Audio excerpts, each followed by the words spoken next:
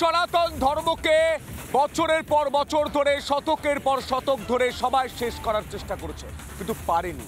ইতিহাস অন্তত সেটাই বলছে। কখনো মোগল আমল, কখনো ইংরেজ আমল, পারেনি। আজও সনাতন হিন্দু রয়েছে এই ভারতে। আপনাদের একটা সম্প্রতি সিনেমা মনে করিয়ে দিই, যে সিনেমাতে উঠে এসেছে ইতিহাসের আসল সত্যি কথা বা দেখানো হবে সংসদ ভবনে। আর তা নিয়ে গোটা দেশ জুড়ে কে কি বলছে, কি প্রেক্ষাপট উঠে আসছে, সরাসরি আমরা আলোচনা করব চা আড্ডা আর খবরে। সরাসরি স্টুডিওতে ফিরিয়ে দেবো। আমার সহকর্মী পৌলমী রয়েছে। পৌলমী, ইতিহাস কোনোদিন পাল্টানো যায় না, ইতিহাস আর সত্যি কথা কোনোদিন চাপা দেওয়া যায় না। আর সেই ইতিহাস আস্তে আস্তে গোটা দেশের সামনে আবারও সামনে আসছে। যখন আমরা দেখি, আমাদের পড়ানো হয় বাবর, আকবর, ঔরঙ্গজেব কত ভালো ছিলেন, কিন্তু তাদের ভেতরের কিভাবে অত্যাচার করেছিল গোটা দেশ জুড়ে সনাতনী হিন্দুদের, সেই ছবি উঠে আসছে। অনেকের গায়ে জ্বালা ধরছে। একদমই তাই সন্তু, সেই ইতিহাসটাকে মুছে ফেলার চেষ্টা করা হয়েছিল, কেননা হিন্দুদের যে সভ্যতা, সেই সভ্যতা সংস্কৃতি থেকে নষ্ট করবার চেষ্টা করেছিলেন ঔরঙ্গজেব সম্ভাজি মহারাজকে হত্যা করার পর। আর বিরোধীরা তারা কিন্তু এই বিষয় নিয়ে আলোচনা করছে যখনই ছাবা সিনেমাটি মুক্তি পেয়েছে। আমরা এই নিয়ে আলোচনা করব। আমাদের সঙ্গে রাজনৈতিক বিশ্লেষক নীলাদ্রি ব্যানার্জি রয়েছে আমাদের সঙ্গে। আপনাকে স্বাগত জানাবো রিপাবলিক বাংলাতে। আমরা দেখলাম ছাবা সিনেমা, যেখানে সম্ভাজি মহারাজের জীবন কাহিনী তুলে ধরা হয়েছে। তারপরে দেখলাম বাম, অতি বাম এবং কংগ্রেসের একটা লবি বলছে যে এটা একটা প্রোপাগান্ডার ছবি। কিন্তু প্রশ্ন এই জায়গায়, বীর পুত্রদের গৌরব গাথা যদি সংসদে প্রদর্শিত হয়, তাহলে আপত্তি কোথায়? এই সমস্ত লুটেরা, ঔরঙ্গজেব, এদেরকে কি তুলে ধরাটা প্রয়োজন, নাকি বীর পুত্রদের গৌরব গাথাটা তুলে ধরা প্রয়োজন? দেখুন, আজ থেকে 10 বছর আগে আমি প্রধানমন্ত্রী নরেন্দ্র মোদীর সাথে দেখা করেছিলাম নেতাজি সুভাষচন্দ্র বসুর পরিবারের মানুষদের সাথে নেতাজি সংক্রান্ত সমস্ত ফাইল প্রকাশ করার দাবি নিয়ে। সেদিন প্রধানমন্ত্রী একদিকে যেমন ঘোষণা করেছিলেন সব ফাইল প্রকাশ করা হবে, ঠিক তেমনি আরেকটা খুব গুরুত্বপূর্ণ কথা বলেছিলেন। তিনি বলেছিলেন, যে দেশ নিজের ইতিহাস ভুলে যায় সে কখনো ইতিহাস সৃষ্টি করতে পারে না। গত 10 বছরে বিভিন্ন গণমাধ্যমে যেভাবে দেশের প্রকৃত ইতিহাস তুলে ধরার চেষ্টা করা হয়েছে, যে ইতিহাস লুকিয়ে রাখা হয়েছিল ভারতবাসীর কাছে, আমাদের বলা হয়েছিল ভারতবর্ষ পরাধীন হয়েছিল যখন সিরাজদৌল্লা হেরে গেলেন, অথচ গত 1000 বছর ধরে বেশি ধরে ভারতবর্ষ বিদেশি শত্রুর হাতে পরাভূত হয়েছে বারবার। কখন মুঘল, কখন পাঠান, সেই ইতিহাসকে অস্বীকার করার চেষ্টা করেছে বিভিন্ন ঐতিহাসিক। এবং এর পাশাপাশি ঐতিহাসিকরা এই মুঘল পাঠানদের যে অত্যাচার, সেই অত্যাচারের কাহিনীকে লুকিয়ে রেখে, যার একটি জ্বলন্ত উদাহরণ সম্ভাজি মহারাজকে যেভাবে ঔরঙ্গজেব হত্যা করেছিলেন।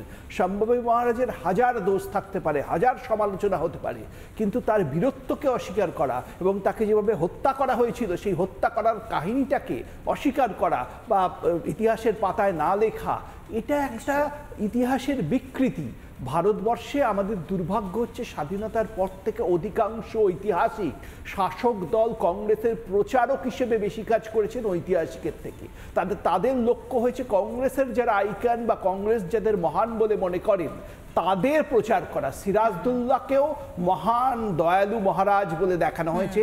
সিরাজের যে অত্যাচার, সিরাজ যেভাবে অত্যাচার করেছেন ব্রিটিশদের ওপর, হিন্দুদের ওপর, সে কথা কিন্তু ইতিহাসের পাতায় লেখা হয়নি। সেক্ষেত্রে নীলাদ্রি বাবু, মানে প্রকৃত ইতিহাসটাকে মুছে ফেলার চেষ্টা বা ইতিহাসটাকে বিকৃত করবার চেষ্টা।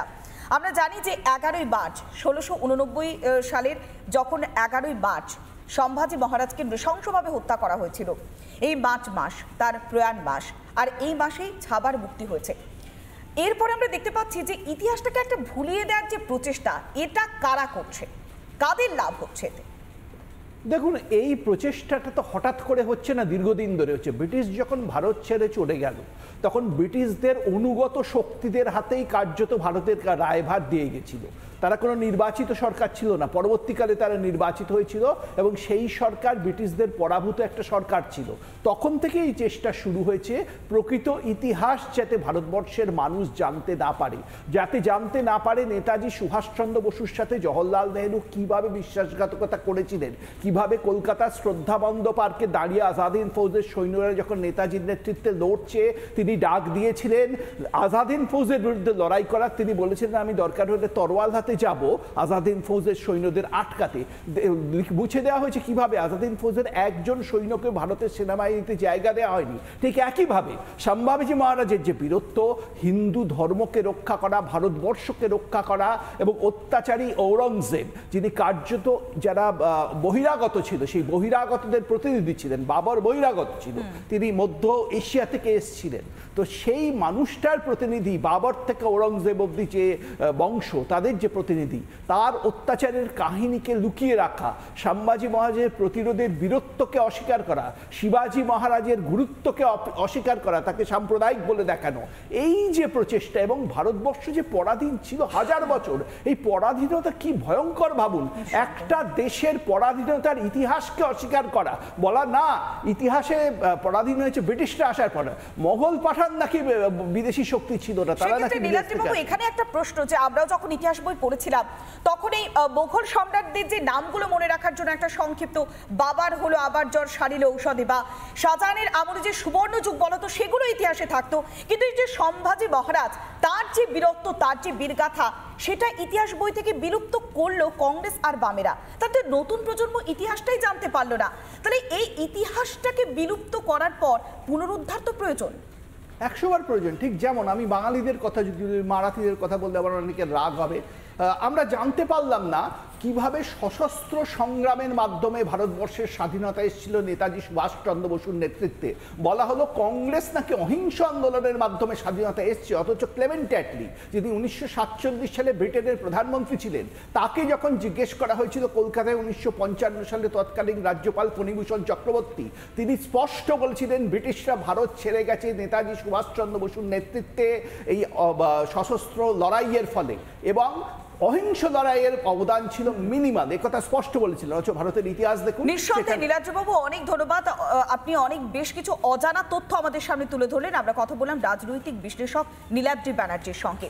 সত্যি তো ছাবা সিনেমাতে তুলে ধরা হয়েছে সম্ভাজি মহারাজের সেই বীরগাথা, আর সেই সিনেমা নিয়ে এত বিতর্ক, এত প্রোপাগান্ডার ছবি বলছে বিরোধীরা। কেন? ইতিহাসটা কি জানা প্রয়োজন নয়, উঠছে সে প্রশ্ন।